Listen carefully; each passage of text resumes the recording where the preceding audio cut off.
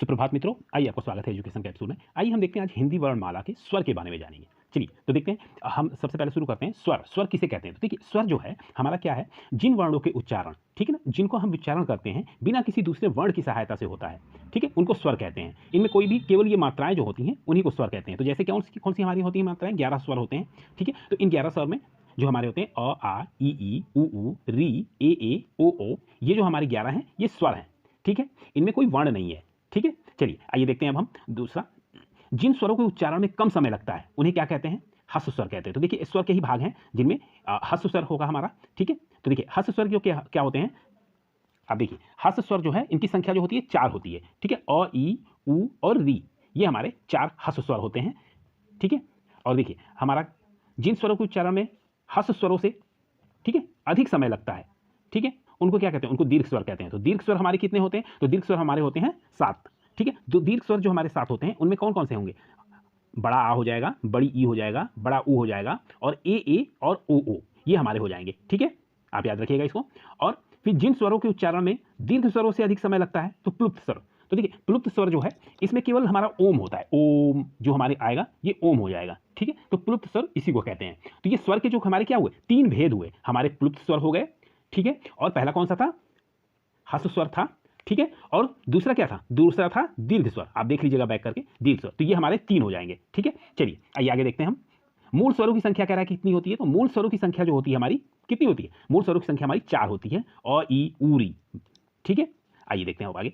दीर्घ स्वर जो है ये कितने होते हैं? ये भी 4 होते हैं। बड़ा आ हो जाएगा, बड़ी ई हो जाएगा और बड़ा उ हो जाएगा और री हो जाएगा, ठीक है। और संयुक्त स्वर किसे कहते हैं? संयुक्त स्वर हमारा हो जाएगा ए हो जाएगा, ओ हो जाएगा और औ हो जाएगा, ठीक है। ये हमारे 4 जो हैं ये हमारे संयुक्त स्वर हो जाएंगे, ठीक है। चलिए, जिह्वा मतलब जीव के आधार पे स्वरों के प्रकार जो होते हैं, ठीक है, तो उनको देखते हैं। तो देखिए, इसमें क्या है, पहला कह रहा है अग्रभाग, ठीक है, आगे, जिसमें आगे जीव का उपयोग होता हो, फिर मध्य के भाग का उपयोग होता हो, पीछे के भाग का उपयोग होता हो, जीव के आधार पर हम करेंगे। तो देखिए, जीव के आधार पर अग्रस्वर, तो अग्रस्वर में क्या है? ई, आगे से बोल रहे हैं ना, ई, और ई ये भी ए, ये क्या है? ये दोनों जो है आगे से, तो इनको अग्रस्वर कहते हैं। और पश्च स्वर जो है हमारा, पश्च स्वर कह रहे हैं, मध्य स्वर जो है हमारा अ, केवल एक ही है। अगर कहीं पे क्वेश्चन आए कि मध्य स्वर क्या है तो हमारा केवल अ होगा, ये आप याद रखेंगे, ठीक है। और पश्च स्वर यानी पीछे से ताकत लगाती हो, जैसे आ, उ, ओ, औ, ये जो हमारे हो जाएंगे ये पश्च स्वर हो जाएंगे, आप ये याद रखेंगे।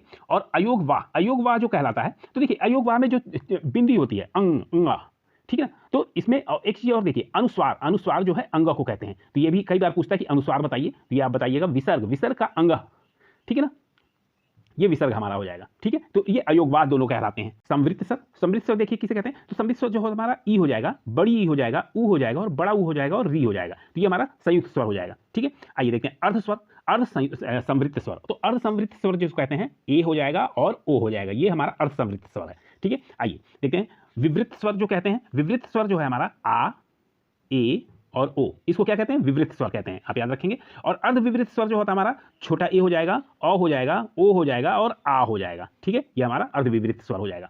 चलिए आगे देखते हैं आगत स्वर। आगत स्वर जो है अर्धविवृत स्वर का ही कहते हैं, तो इसको क्या कहते हैं? आ, ठीक है। ये आ जो हो जाएगा ये हमारा अर्धविवृत स्वर हो जाएगा। अर्ध स्वर जो कहलाता है, ये आप याद रखिएगा, बहुत पूछता है, ये अंतस्थ व्यंजन, अंतस्थ कहते हैं इसको। और र, ल, व, य, र, ल, व, ठीक है ना, ये अंतस्थ में कहलाता है, ठीक है। व्यंजन में है लेकिन अर्ध स्वर इसको कहते हैं, ठीक है। चलिए, कुल व्यंजनों की संख्या जो हमारी होती है कितनी होती है? हमारी कुल व्यंजनों की संख्या 41 होती है, ये आपको पता ही होगा। और स्पर्श, ठीक है, स्पर्श व्यंजनों में कहाँ से कहाँ तक आता है? क से लेके म तक, क, ख, ग, घ, ठीक है, फिर च, छ, ज, झ, फिर ट, ठ, ड, ढ, फिर प, फ, ब, भ, तो इस तरह से लेके म तक, ठीक है, याद रखिएगा। और आगत में है जो ज और फ, ठीक है, ज और फ जो है ये आगत कहलाते हैं, ठीक है, आप याद रखेंगे। संयुक्त व्यंजन जो है ये छ, त्र, अज्ञा और री, ये चारों जो है हमारे संयुक्त व्यंजन होते हैं, ठीक है, आप ये याद रखिएगा।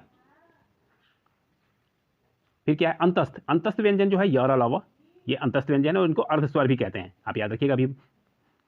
फिर हमारा क्या है? उष्म जिसमें स, ह, जिसमें गर्मी का एहसास होता हो, ठीक है ना, उसको उष्म व्यंजन कहते हैं। तो ये चारों हमारे क्या हो जाएंगे? उष्म व्यंजन हो जाएंगे, ये आप याद रखेंगे। उत्क्षिप्त जो है ई और डी, ये जो है उत्क्षिप्त व्यंजन हो जाएंगे। ओष्ठ यानी होठों के आधार पे 2 भेद होते हैं, इसको आप देख लीजिए। तो इसमें कौन सा? वृत्तामुखी, जिसमें बोलने पे हमारा क्या हो, मुंह गोल, ओठ का आकार जो है गोल हो जाए, ऊ, ओ, ये क्या है, ये गोल हो जाता है, तो वृत्तामुखी इसको कहते हैं। ठीक है, आप याद रखेंगे इसको। और 25वां जो आवृत्तमुखी जिसमें मुंह खुला हो जाए, आ ई री ए, ये जो है हमारा आवृत्तमुखी हो जाता है। ठीक है, ये हमारे 25 क्वेश्चन हो गए। थैंक्स फॉर वॉचिंग, धन्यवाद।